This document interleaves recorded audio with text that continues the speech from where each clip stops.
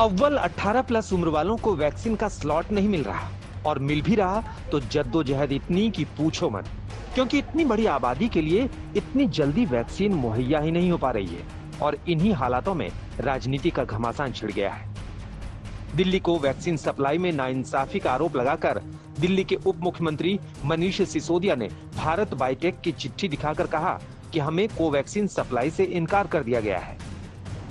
Covaxin ने कल हमें चिट्ठी लिखी है। उन्होंने कहा है कि साफ साफ कह दिया है उन्होंने कि हम वैक्सीन नहीं दे सकते हैं क्योंकि हमारे पास में वैक्सीन उपलब्ध नहीं है।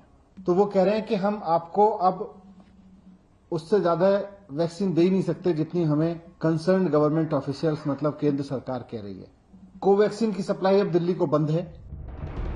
दिल्ली सरकार के मुताबिक 67 लाख यानी कुल 1,34,00,000 डोज के लिए उन्होंने कोवैक्सीन और कोविशील्ड को ऑर्डर किए थे।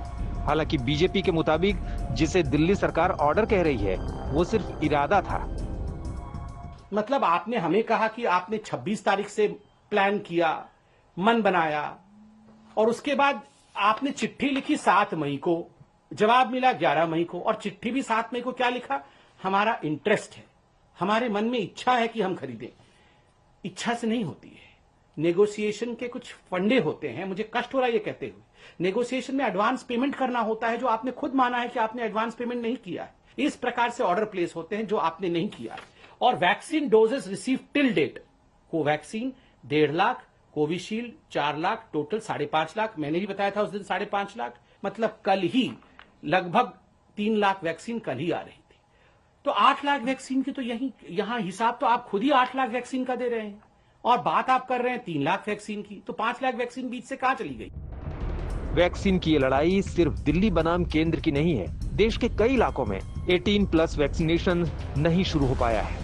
दिल्ली सरकार के अलावा कांग्रेस सांसद राहुल गांधी से लेकर तमाम विपक्षी दलों ने वैक्सीन के टोटे को सरकार की नीति की खामी कहा है। विरोधी दल 93 देशों में भेजी गई 6.5 करोड़ वैक्सीन डोज पर लगातार सवाल उठा रहे हैं। लेकिन बीजेपी के मुताबिक बाहर भेजी गई सिर्फ 16% वैक्सीन मदद के तौर पर भेजी गई, बाकी 84% वैक्सीन लाइसेंसिंग बाध्यताओं की वजह से भेजी गई।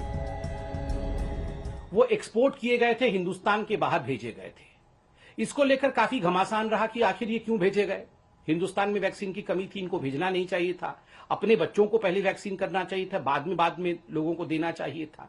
देखिए, ये जो वैक्सीन बाहर भेजे गए वो 2 कैटेगरी में भेजे गए हैं। जो पहला कैटेगरी है जिसमें लगभग 107 लाख अर्थात 1,07,00,000 आसपास वैक्सीन भेजा गया है, यह एड के रूप में भेजा गया है। बाकी जो वैक्सीन भेजी गई है, 84% जो वैक्सीन भेजी गई है, लगभग 5 करोड़ से अधिक, वो लायबिलिटी के रूप में भेजी गई है, जो आपको करना ही था। वैक्सीन की कमी के बीच प्रधानमंत्री नरेंद्र मोदी को लिखी चिट्ठी में अरविंद केजरीवाल ने कोवैक्सीन और कोविशील्ड दोनों के सार्वजनिक उत्पादन की मांग भी की थी। आंध्र प्रदेश के मुख्यमंत्री जगन मोहन की पीएम को चिट्ठी में भी कोवैक्सीन का फॉर्मूला अन्य कंपनियों को देने की मांग की गई थी।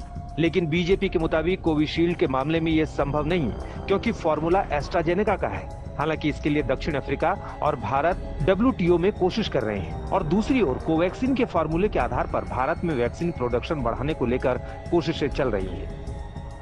भारत सरकार ने इन दोनों कंपनियों को बैठा करके, किनको?